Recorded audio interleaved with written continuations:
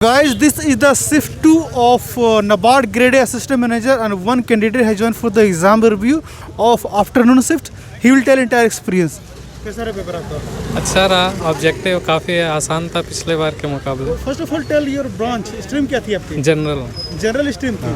तो पहला जो सेक्शन था काफ़ी इजी था, ऑब्जेक्टिव वाले। हाँ, ऑब्जेक्टिव वाला कंपैरेटिवली आसान था, डेटा बेस्ड कम थे, स्कीम बेस्ड ज़्यादा थे और पिगरी से भी 2-3 क्वेश्चन आ गया था। पिगरी पिक प्रोडक्ट और नमस्ते स्कीम आया था, 3 क्वेश्चन उससे आया था। ईनाम आया था। तो आउट ऑफ 30 ऑलमोस्ट या 26 क्या अप्रोक्सीमेटली अटेम्प्ट किया? हाँ, मतलब उसमें से 23 तो सही होना चाहिए। What about paper 2?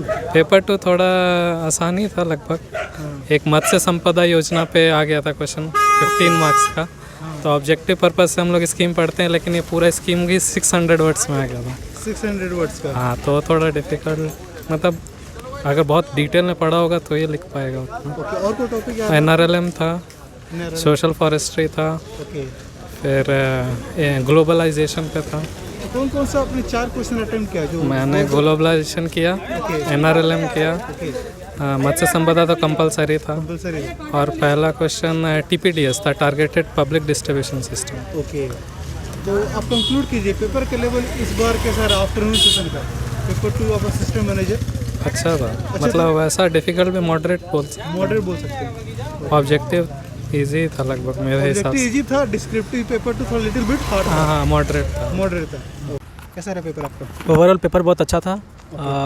जो MCQ ऑब्जेक्टिव का जो सेक्शन था उसमें मेनली जो क्वेश्चन थे वो डेटा वेयर हाउस से पूछे गए थे। ओके, फर्स्ट ऑफ ऑल आप ब्रांच बताइए। IT, information technology? हाँ, I belong from information technology. Okay, तो उसमें जो ऑब्जेक्टिव था उसमें जैसे मैं बताया डेटा वेयर हाउस का क्वेश्चन था, और एक यूनिक्स से रिलेटेड एक पैराग्राफ दिया हुआ था, और उससे 4 क्वेश्चन, तो मतलब 2-2 नंबर वाले 4 क्वेश्चन, मतलब एक पैराग्राफ पे 4 क्वेश्चन, 2 मार्क्स ईच। हाँ, 2 मार्क्स ईच। तो ऐसे करके मतलब एक डेटा वेयर हाउस का टॉपिक पे पैसेज था, फिर एक फिर एक आपका यूनिक्स के ऊपर एक पैराग्राफ था, 8 मार्क्स उस पे था, और फिर एक था आपका ये कंप्यूटर नेटवर्क। हाँ, कंप्यूटर नेटवर्क पे एक पूरा पैराग्राफ था। ओके, OSI पे था, प्रेजेंटेशन लेयर। हाँ, बस, और उससे क्वेश्चन पूछे हुए थे, इतना मेरे को याद है। ओके, और जो नंबर 1 मार्क्स पूछा गया था 1 मार्क्स का, हाँ, 10 क्वेश्चंस ऑब्जेक्टिव का मेरे को इतना अच्छा से याद नहीं है। ओके, तो कौन से सब्जेक्ट से ज़्यादा क्वेश्चन देखने मिला? जावा, कोबोल या फिर मशीन लर्निंग? कौन से सब्जेक्ट? Ruby, Excel? डेटाबेस से रिलेटेड ज़्यादा क्वेश्चन थे, जैसे कि डेटा वेयर हाउस वो भी डेटाबेस ही है। डेटाबेस RDBMS, DBMS से क्वेश्चन देखने मिला। हाँ, जो पैसेज था उस पे एक क्वेश्चन आया था नॉर्मलाइजेशन का, जो कि हाँ, जो कि डेटाबेस 1NF, 2NF, 3NF, उसको बस नॉर्मलाइजेशन को डिस्क्राइब करना था, और जितना भी NF टाइप्स थे, हाँ, उसके ऊपर उसको एक्सप्लेन करना था। ओके, बेसिकली नॉर्मलाइजेशन के ऊपर था। और फिर एक पैसेज था, ये मैं बता रहा हूँ आपको, वो 600 वर्ड्स वाला 15 मार्क्स का बता रहा हूँ आपको। हाँ, डिस्क्रिप्टिव। हाँ। और एक क्वेश्चन था जो मैंने अटेम्प्ट करा है, वो था सॉफ्टवेयर डेवलपमेंट के ऊपर, लाइफ साइकिल। तो ये सब बेसिक क्वेश्चंस है, तो नॉर्मली जो कैंडिडेट प्रिपेयर कर रहे हैं वो जरूर ये टॉपिक को करके आए होंगे, प्रिपेयर करके आए होंगे, मेरे को ऐसा लगता है। को भी ये सजेशन देना चाहेंगे? हाँ, क्योंकि मैं ये बोलना चाहूँगा कि सॉफ्टवेयर इंजीनियरिंग बहुत इंपॉर्टेंट है, क्योंकि पिछला साल का मैंने जब क्वेश्चन देखा तो सॉफ्टवेयर टेस्टिंग के ऊपर एक पैसेज आया हुआ था। इस बार भी आया सॉफ्टवेयर इंजीनियरिंग से क्वेश्चन डिस्क्रिप्टिव में। हाँ, तो ये बहुत इंपॉर्टेंट है, मतलब तो ये है कि अगले साल भी अगर जो कैंडिडेट प्रिपेयर कर रहे हैं इस चीज़ को अपने दिमाग में रख के प्रिपेयर कर सकते हैं। सॉफ्टवेयर इंजीनियरिंग और डेटाबेस से, हाँ, ये बहुत इंपॉर्टेंट है। कंप्यूटर नेटवर्क ये 3-4 जो सब्जेक्ट है बहुत ज़्यादा इंपॉर्टेंट रखते हैं। और मेरे को याद आया एक, अभी जस्ट मेरे को रिकॉल हुआ, नेटवर्क सिक्योरिटी, ये भी एक बहुत ज़्यादा इंपॉर्टेंट टॉपिक है। मेनली ये लोग इस चीज़ के ऊपर ज़्यादा काम करते हैं, इसलिए इस टॉपिक से ज़्यादा क्वेश्चन पूछते हैं। ओके, जो वर्क प्रोफाइल होने वाली है ये इसी पे होने वाली है, इसलिए वो पूछ रहे हैं उसी से रिलेटेड पूछ रहा है। ओके, सो आप कंक्लूड कीजिए आज के पेपर कैसा रहा आफ्टरनून सेशन का NABARD grade A phase 2? Paper was overall easy to moderate, I can say. Easy to moderate. It's very difficult to say that paper is difficult. I can't say that because the general topic was asked. These are the general topics of computer science branch. Okay.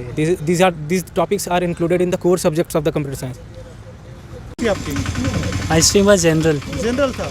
Okay, तो कौन कौन से topic आपको याद है जो आपने 4 question जो आता है कौन कौन सा आपने किया? 2 क्वेश्चन स्कीम्स के थे, डायरेक्ट स्कीम पे ही आपको लिखना था, पहला था NRLM, ओके उस पर आपको 400 वर्ड लिखने थे। हाँ। और एक और स्कीम था PMMSY, मत्स्य संपाद योजना। तो this are 2 direct questions on schemes, आपको स्कीम्स में ही एलोबोरेट करके लिखना था।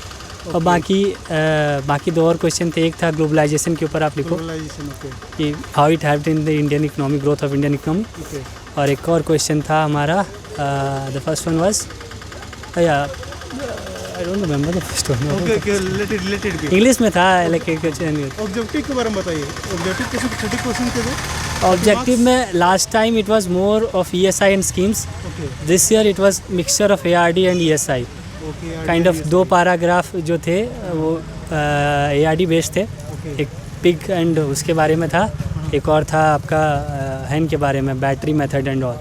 बाकी स्कीम बेस्ड थे, इनाम एंड ऑल।